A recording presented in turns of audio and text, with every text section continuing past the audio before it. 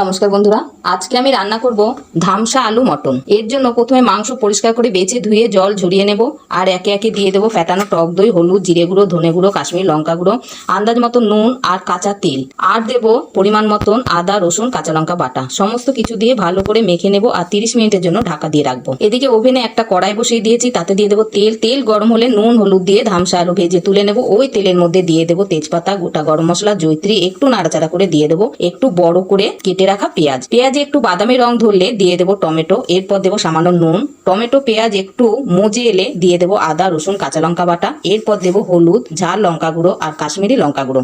সমস্ত কিছু একসাথে ভালো করে কষিয়ে নেব, মশলার কাঁচা গন্ধ চলে যাওয়া পর্যন্ত অপেক্ষা করব। এরপর দেবো মেখে রাখা মাংস, মশলার সাথে ভালো করে কষিয়ে নেব আর কম আঁচে 10 মিনিটের জন্য ঢাকা দিয়ে রাখবো। 10 মিনিট পর ঢাকা তুলে দিয়ে দেবো ধামসা আলু।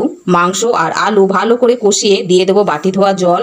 আবারও ঢাকা দিয়ে রাখবো 15 মিনিটের জন্য। 15 মিনিট পর ঢাকা তুলে দিয়ে দেবো স্বাদের জন্য সামান্য চিনি।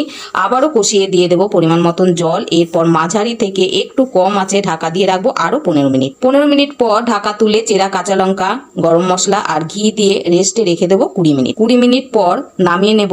চাইলে আপনারা কুকারে দিয়েও সেদ্ধ করে নিতে পারেন, তবে আলু বাদ দিয়ে সেদ্ধ করতে হবে। ধন্যবাদ।